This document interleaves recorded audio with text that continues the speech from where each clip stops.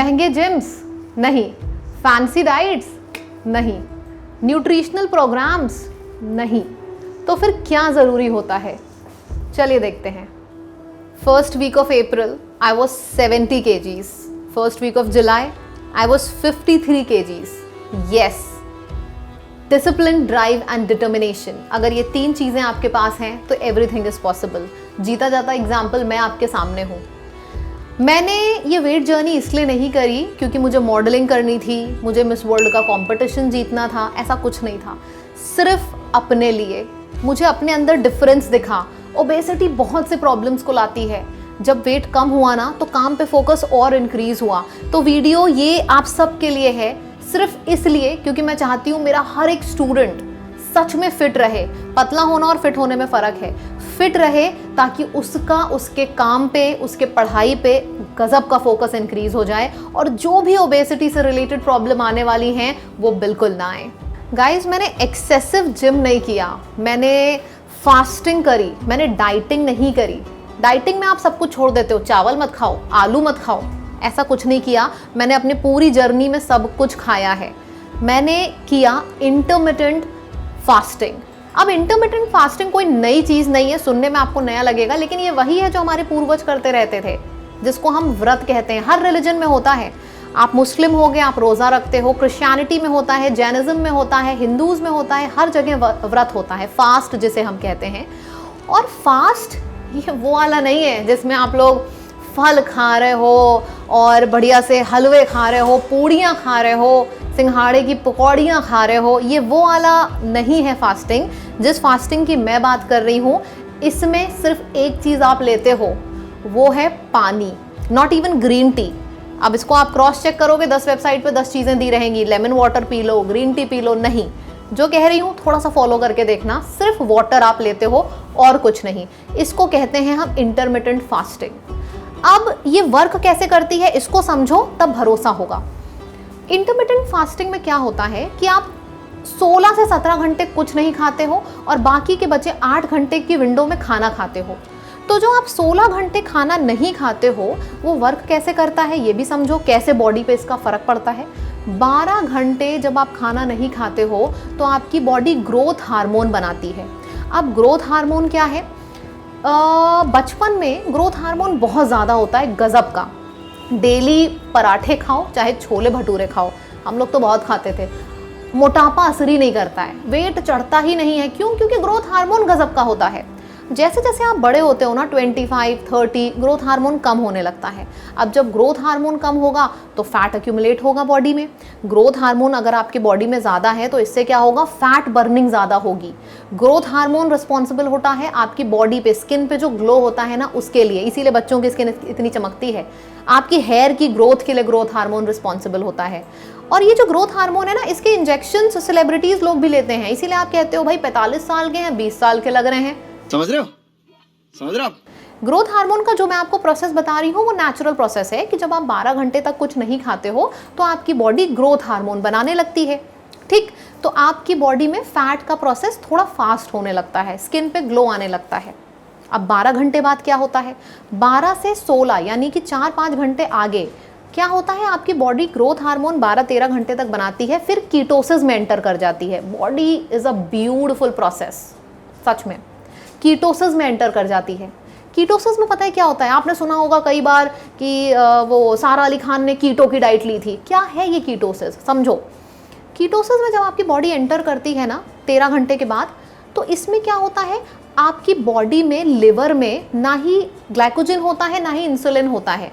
यही दोनों चीज़ों से एनर्जी मिलती है। आपने पढ़ा होगा बायो में, या आपकी बॉडी में लिवर में जो आप खाना खाते हो ना, वो ग्लाइकोजन और इंसुलिन के फॉर्म में स्टोर हो जाता है और यही आपको एनर्जी देता है डिफरेंट काम करने के लिए।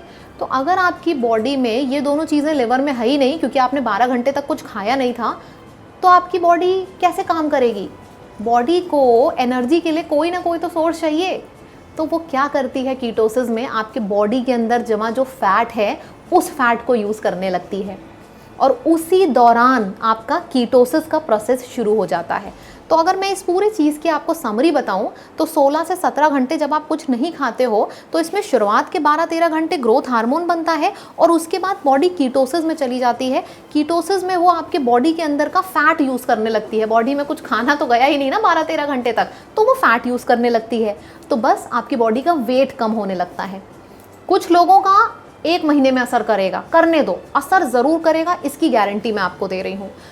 मैंने बहुत डिसिप्लिन के संग फॉलो किया। मेरा आई would really say will power गज़ब का है। जब मेरे स्पेशली 7 बजे के बाद जब घर में पिज़्ज़ा आते थे, मेरे भाई बहन लाते थे, I just share a story with you, और मैक्रोनी बनती थी, I use to drink just water, क्योंकि मुझे ज़िंदगी भर अनफिट नहीं रहना था। मैं 3 महीने रह लूँगी भैया इन सब चीज़ों के बिना। अब कैसे, चलिए जानते हैं।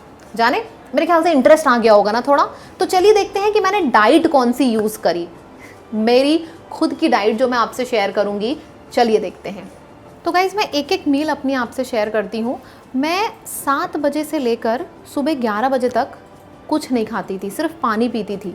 अब यहाँ पे एक चीज़ ध्यान रखिएगा कि शुरुआत के 11 घंटे तक तो आराम से कट जाएंगे, आखिरी में 5 घंटे में लगेगा पेट में क्या हो रहा है, गुड़ गुड़ गुड़ गुड़ एकदम टेस्ट बोलेगा। लेकिन वो प्रोसेस होता है जब कीटोसिस चलता है बॉडी के अंदर।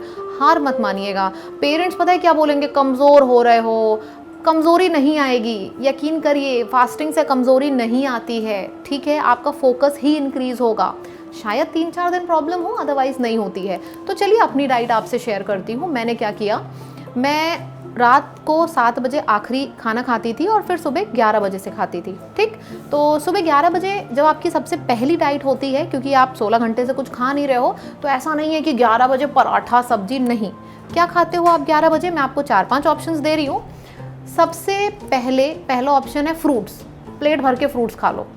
दूसरा ऑप्शन है ओट्स खा सकते हो। देखो, हफ्ते में 7 दिन होते हैं ना, अलग अलग ट्राई करो। ओट्स, नॉर्मल, दलिया, और ये 3 चीज़ हो गई। या फिर चौथी चीज़ shake played a very important role in my journey, क्योंकि बहुत एनर्जी दे देता है वो आपको। एक्चुअली में शेक में क्या क्या डालती थी मैं, ये भी मैं आपसे शेयर करूँगी।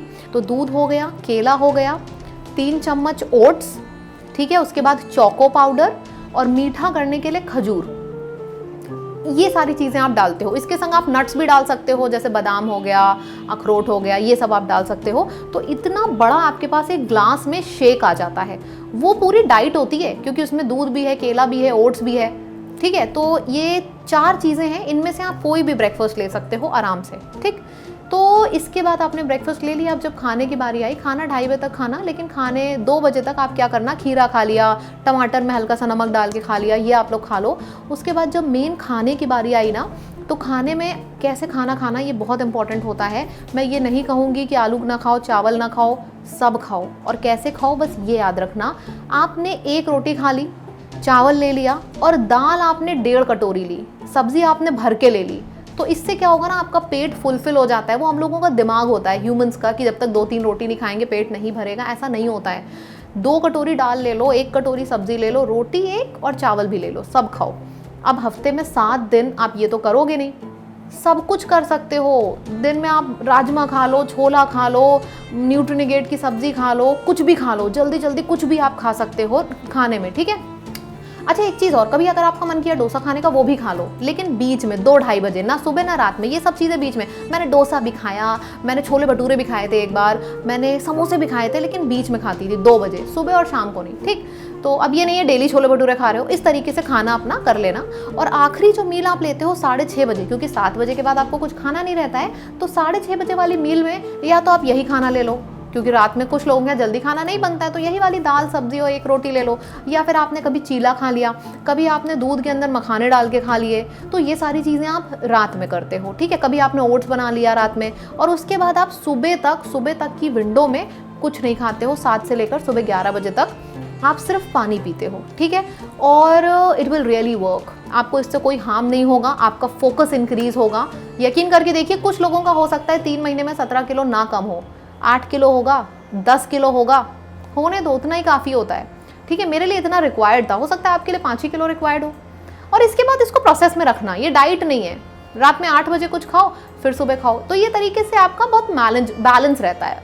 तो I would really like to know, comment section में ज़रूर बताइएगा कि आप लोगों को ये चीज़ इम्प्लीमेंट करना पहले तो, और बताना कि सच में कुछ भी डिफरेंस दिखा क्या, because it will really work, ठीक है।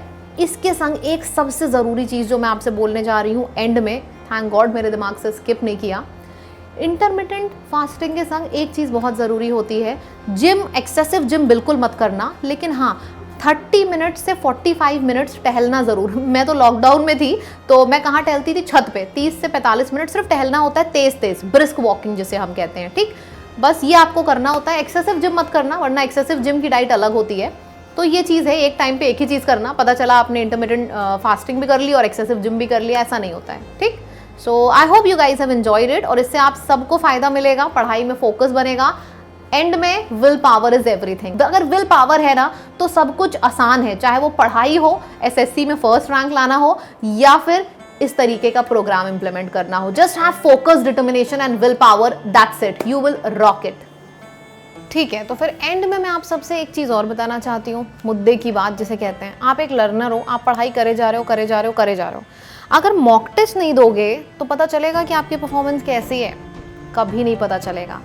तो इस जर्नी में भी तो आपके पास एक यंत्र होना चाहिए जिससे हमें पता चले कि हम जो कर रहे हैं वो सही है कि नहीं, है बात ये नहीं। तो आपके पास जो इस जर्नी का यंत्र होगा वो होगा वेट मशीन, वो ज़रूर होनी चाहिए। अगर आप लोग इसको फॉलो करना चाह रहे हो इस वीडियो को, तो आपके पास एक चीज़ जो होनी चाहिए वो होनी चाहिए वेट मशीन। सब लोग ऑर्डर कर लो, हर तीसरे दिन वेट ट्रैक करो। वेट मशीन का मतलब ये नहीं है एक महीने में एक बार कर लिया, हर तीसरे दिन, ताकि आपको पता चले कि what are the things that are suiting you और कौन सी ऐसी चीज़ है जो आपको सूट नहीं कर रही है, ठीक।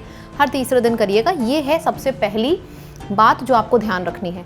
दूसरी बात जो दिमाग में आपके आया होगा, मैम ये कैसी लाइफ है, ये कैसी लाइफ जी रहे हैं हम, कि मतलब ना कुछ खा सकते हैं ना कुछ पी सकते हैं, 7 बजे के बाद पार्टी नहीं कर सकते। तो ये सिर्फ 3-4 महीने ही तो है, बस इसके बाद आपको क्या करना है पता है, सब कुछ एंजॉय करो, सब कुछ, होली, दिवाली, दशहरा, ईद, हफ्ते में 2 पार्टी करना है 2 पार्टी करो। बस आपको ध्यान क्या रखना है पता है, कि जब आप पार्टी करोगे, जब इनटेक किसी भी चीज़ का बहुत ज़्यादा हो जाएगा, तो उसके दूसरे दिन चीज़ को बैलेंस आउट कर लो। जैसे कि अब मैं क्या दिवाली में अरे होली में गुजिया नहीं खाती, मैं ईद में सेवई नहीं खाती हूँ, बहुत खाती हूँ। इनफैक्ट आप सबसे ज़्यादा खाती होंगी, 4-4, 5-5 गुजिया एक बार में। लेकिन क्या इसका मतलब क्या है, फिर से मोटे हो जाएं? नहीं जी नहीं। इसका मतलब क्या है कि अगर एक दिन मैंने सपोज खा लिया, तो दूसरे दिन क्या होगा, दूसरे दिन मैं फ्रूट डाइट ले लूँगी, हल्का फुल्का बैलेंस आउट कर लूँगी, तो वो बैलेंस आउट चलता रहता है। Because I enjoy this journey, I enjoy this method, इसीलिए बर्डन नहीं है ये। अगर आप सोचोगे ना कि ये बर्डन है, तो हमेशा बर्डन रहेगा, लाइफ टाइम थोड़ी ना है। 3-4 महीने के बाद आपके लाइफस्टाइल में आ जाएगा, you will love doing this. And वैसे भी just remember one thing, wait maintenance या फिर किसी भी चीज़ का maintenance, this is a life time process. ऐसा नहीं है आपने 3 महीने में कर लिया, उसके बाद फिर से पिज्ज़ा बर्गर डेली खाने लगे। अरे ऑब्वियसली मोटे हो गए, पिज्ज़ा बर्गर खाओ, बिल्कुल खाओ, लेकिन दूसरा दिन बैलेंस आउट कर लो।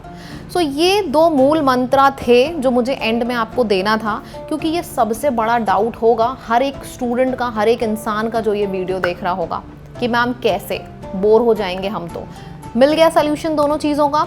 चलिए, अगर आपको सच में लग रहा है पहले 1 महीने इसको इम्प्लीमेंट करना, ज़रूर डिफरेंस दिखेगा, तब फिर आगे कंटिन्यू करना, ठीक है। आई रियली होप कि इस वीडियो से आपको समझ में आया होगा कि आपके लाइफ में अगर विल, डिटर्मिनेशन और डिज़ायर है किसी भी चीज़ को पाने का, आप उसको कर सकते हो।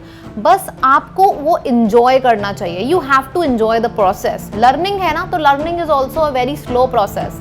मैं हमेशा कहती हूँ जस्ट इंजॉय द प्रोसेस, अपने आप सक्सेस मिलेगी, ठीक है।